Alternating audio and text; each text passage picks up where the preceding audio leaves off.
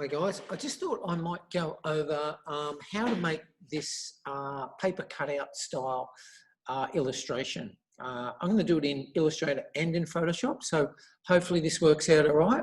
So I've pretty much done a version in Illustrator, and Illustrator is really very simple to do. You see I've drawn all my various bits, and I'm really looking for an intricate sort of look here. So while this is fairly basic, I'm looking for something more interesting. But with Illustrator, essentially, I have all the layers that I have set up here, and I'm actually working on one layer. I've got them all selected. Very easy to do this. And now I'm going to apply an effect. It's the stylize effect. Where we are, stylize. That's the one. And then go with drop shadow and Bob's your uncle. I'm going to press that button and hit the preview, and you can see I get that sort of drop shadowy relief kind of thing. You can play with some of the blur if you think it looks better with or without a lot of blur, and you can play with the offset, so that means it's less or more depending upon what you're looking to achieve. And once you're happy with that, okay, and there's your fairly decent looking paper cutout style thing. Not too bad, not too bad. Very easy to do. So, but what I'd also like to do while I have you all here is I'm going to pop over to Photoshop, which is another way we can do this. So if you're comfortable with Illustrator, this is your go. If not, we're in Photoshop right now. Now, we're going to be using layer styles to do this.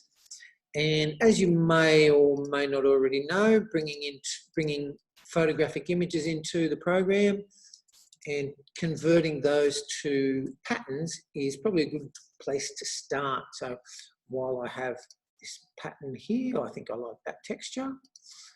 I'm going to edit, and define pattern. Edit and define pattern. I know we've done this in class, but I'm sure you wouldn't bear repeating. So over we go. There's my pattern overlay. And I could use the same pattern all the way through, or I could create different textured patterns. So I might make a different one there. Edit and define pattern. Beautiful. There we go. Lovely.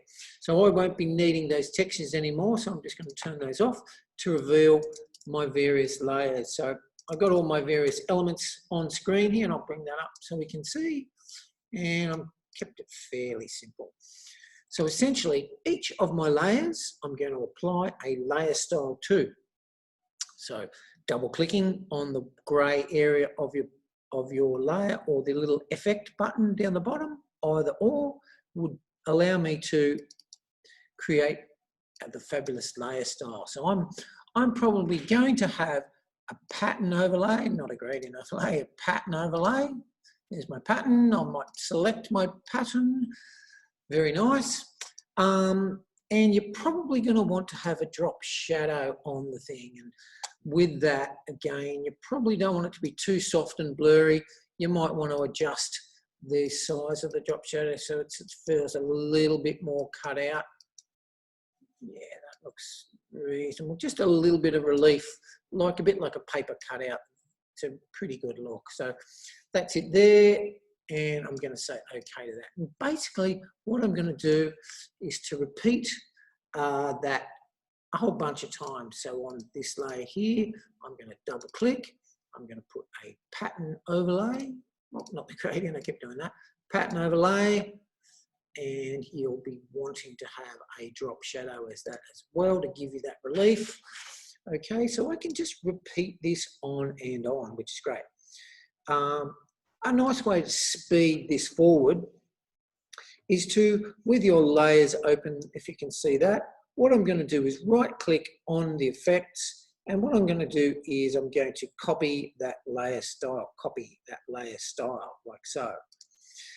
That means that I can select, I believe, multiple layers, and I should be able to paste that layer style on. So I get that pasted look already going on. It's really very nice thing to sort of speed this along a little bit. So I'm going to paste that layer style on.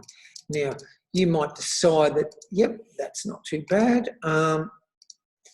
What is kind of good there, you've got a really decent looking paper cutout situation going on there. And that really is really quite effective. It has that impression of a paper cutout. That's what I'll be wanting for one of your Myths and Legends illustrations.